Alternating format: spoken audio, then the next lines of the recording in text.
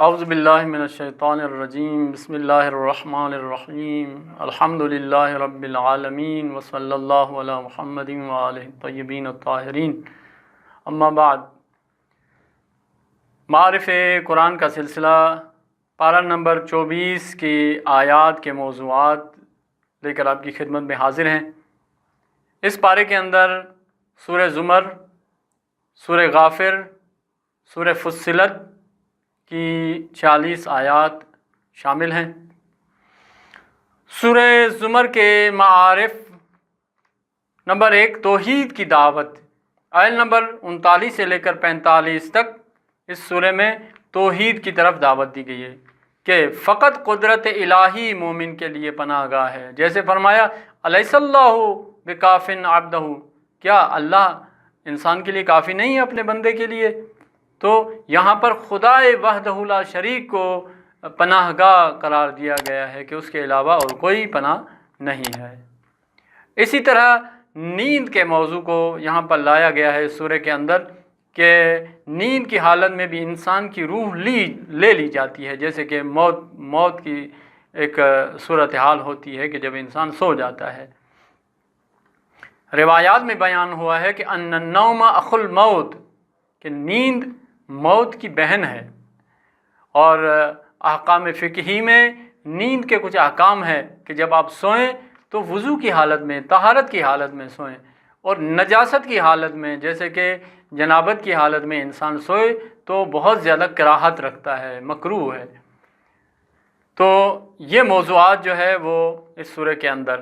اگلا موضوع توبہ کی دعوت کے ساتھ ساتھ قیامت کے منظر کو بیان کیا گیا ہے، اور چوتھا موضوع رحمت الہی کا جلوہ اس سورہ کے اندر اس طرح بیان ہوا ہے کہ فرمایا قل یا عبادی الذین اسرفوا علی انفسہم لا تقنطوا من رحمت اللہ، اے میرے بندو سے کہہ دو کہ اے میرے نبی میرے بندو سے کہہ دو کہ میری رحمت سے، اللہ کی رحمت سے مایوس نہ ہو،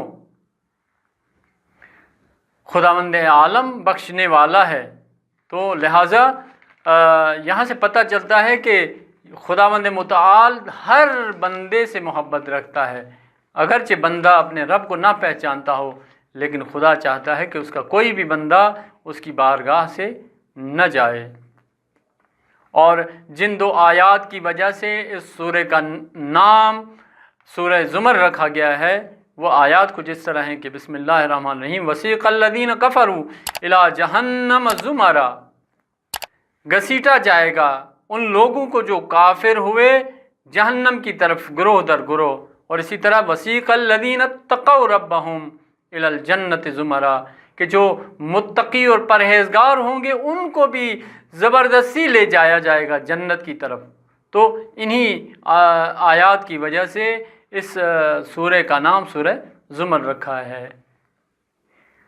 اور اس کے بعد سورہ غافر ہے۔ سورہ غافر کے جو موضوعات ہیں اور اس کا اصلی جو پیغام ہے وہ دین کے بارے میں فضول جدال اور فضول گفتگو کرنے سے پرہیز کرنے کا حکم دیا گیا ہے۔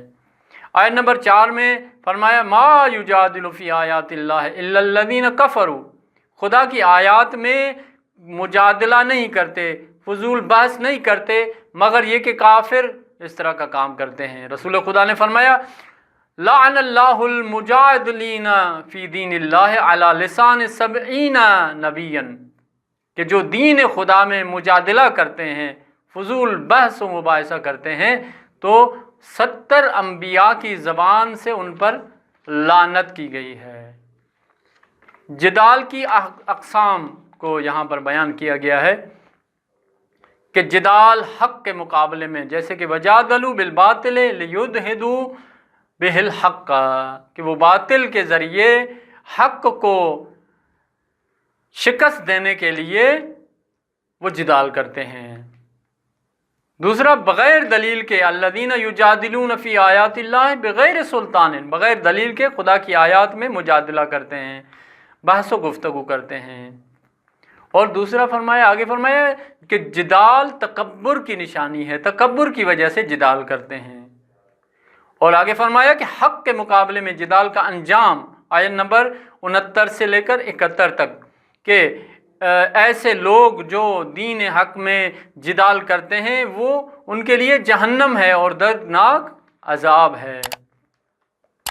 اور اسی طرح آگے مومن آل فرعون کا تذکرہ آیا کہ مومن آل فرعون جو کہ فرعون کی حکومت کا ایک کارندہ تھا، لیکن اس نے حضرت موسیٰ علیہ السلام پر ایمان لایا تھا، اور جب حضرت موسیٰ علیہ السلام کو قتل کرنے لگے کچھ لوگ تو آ کر ان کا دفاع کیا کہ تم ایسے آدمی کی مخالفت کرتے ہو کہ جو کہتا ہے خدا میرا پروردگار ہے۔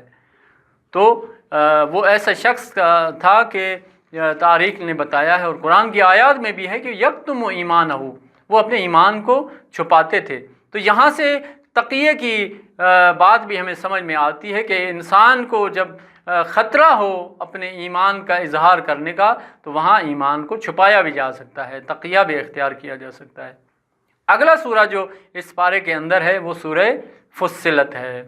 سورہ فصلت بھی ان 4 سوروں میں سے ہے کہ جس کے اندر ایک آیت ہے کہ جس کے سننے اور تلاوت کرنے کے بعد سجدہ واجب ہوتا ہے۔ اس سورہ کے اندر جو موضوعات ہیں، جیسا کہ قرآن کے مخالفین کے کچھ کاموں کو یہاں پر ذکر کیا گیا ہے۔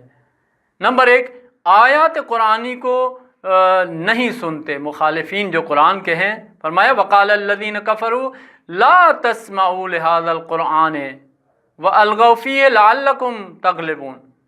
قرآن کی آیت، وہ کہتے تھے کہ قرآن کی آیت کو نہ سنو، اور اسی طرح قرآن کی آیات کی غلط تعویل کرتے تھے، غلط ترجمہ کرتے تھے، غلط مفہوم نکالتے تھے۔ اور اگلا جو عنوان ہے وہ یہ ہے کہ قرآن کو کہتے تھے کہ قرآن کو کیوں عربی میں دوسری زبانوں میں نازل نہیں کیا گیا، تو فرمایا کہ لو جعلناہ قرآنا اعجمیا لقالوا لولا فصلت آیاتہ، کہ اگر ہم قرآن کو عربی کے علاوہ کسی اور زبان میں نازل کرتے تو وہ کہتے ہیں کہ کیوں قرآن کی جو ہے وہ آیات کو واضح نہیں بیان کیا گیا۔ تو یہ ہر صورت میں راضی نہیں ہوتے۔ تو خداوند متعال ہمیں قرآن کی ان نورانی آیات کو تلاوت کرنے اور ان میں تدبر کرنے اور غور و فکر کرنے کی توفیق عطا فرمائے، اور ان کے نورانی مفاہیم کو اپنی زندگی پر لاگو کرنے کی توفیق عطا فرمائے۔ والسلام علیکم ورحمۃ اللہ وبرکاتہ۔